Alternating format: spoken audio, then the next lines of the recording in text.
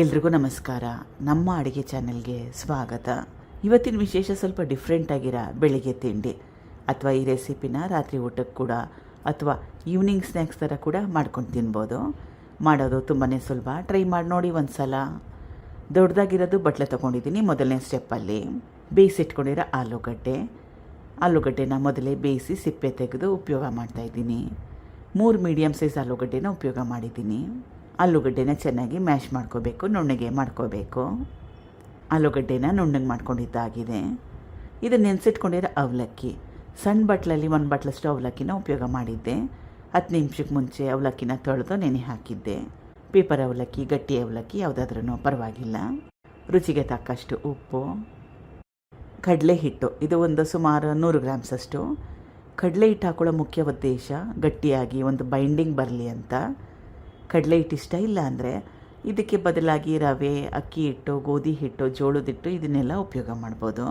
ರಾಗಿ ಹಿಟ್ಟನ್ನು ಕೂಡ ಉಪಯೋಗ ಮಾಡ್ಬೋದು. ಕೊತ್ತಂಬರಿ ಸೊಪ್ಪು, ಹಸಿರು ಮೆಣಸಿನ್ಕಾಯಿ, ಈರುಳ್ಳಿ ಕ್ವಾಂಟಿಟಿ ಸ್ವಲ್ಪ ಜಾಸ್ತಿ ಹಾಕ್ಕೊಂಡಿದ್ದೀನಿ.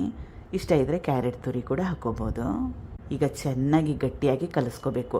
ಅಂದರೆ ಅಕ್ಕಿ ರೊಟ್ಟಿ ಮಾಡಲಿಕ್ಕೆಲ್ಲ ಹಿಟ್ಟನ್ನ ಕಲಿಸ್ಕೊಳ್ತೀವಲ್ಲ, ಆ ಕನ್ಸಿಸ್ಟೆನ್ಸಿಯಲ್ಲಿ ಕಲಿಸ್ಕೋಬೇಕು. ಕಲಿಸ್ಕೊಂಡಿದ್ದಾಗಿದೆ. ರೊಟ್ಟಿನ ತಟ್ಕೊಳ್ತಾ ಇದ್ದೀನಿ. ನಾನು ಪ್ಲಾಸ್ಟಿಕ್ ಕವರ್ ಮೇಲೆ ತಟ್ಕೊಳ್ತಾ ಇದ್ದೀನಿ. ನಿಮ್ಗೆ ಇಷ್ಟ ಇಲ್ಲ ಅಂದರೆ ಬಾಳೆ ಎಲೆ, ಬಟ್ಟೆ ಮೇಲೆ ಕೂಡ ತಟ್ಕೋಬೋದು. ಹೆಂಚಿನ ಮೊದಲೇ ಕಾಯಕ್ಕೆ ಇಟ್ಕೊಂಡಿದ್ದೆ. ಒಂದು ರೊಟ್ಟಿನ ಮಾಡಿ ನೋಡಿ. ಏನಾದರೂ ಬೈ ಚಾನ್ಸು ಕಿತ್ತೋದ್ರೆ, ಅಂದರೆ ಅವಲಕ್ಕಿನೂ ಮೆತ್ತಗಿರುತ್ತೆ, ಆಲೂಗಡ್ಡೆ ಕೂಡ ಮೆತ್ತಗಿರುತ್ತೆ. ಬೈ ಚಾನ್ಸ್ ಏನಾದರೂ ಕಿತ್ತೋದ್ರೆ ಮತ್ತೊಮ್ಮೆ ಸ್ವಲ್ಪ ಕಡಲೆ ಹಿಟ್ಟು ಹಾಕ್ಕೊಳ್ಳಿ. ರವೆ ಹಾಕ್ಕೋಬೋದು. ಅಕ್ಕಿ ಹಿಟ್ಟನ್ನ ಹಾಕ್ಕೊಂಡು ಚೆನ್ನಾಗಿ ಕಲಿಸ್ಕೊಂಡು ಮತ್ತೊಮ್ಮೆ ರೊಟ್ಟಿ ಮಾಡ್ಕೋಬೋದು. 2 ಕಡೆ ಚೆನ್ನಾಗಿ ಕ್ರಿಸ್ಪಿ ಆಗಬೇಕು, ಗರ್ಗರಿ ಅಂತ ಆಗಬೇಕು. ಬಣ್ಣ ಕೂಡ ಚೆನ್ನಾಗಿ ಬರುತ್ತೆ. ಆ ರೀತಿ ಆಗೋವರೆಗೂ ಚೆನ್ನಾಗಿ ಬೇಯಿಸ್ಕೋಬೇಕು.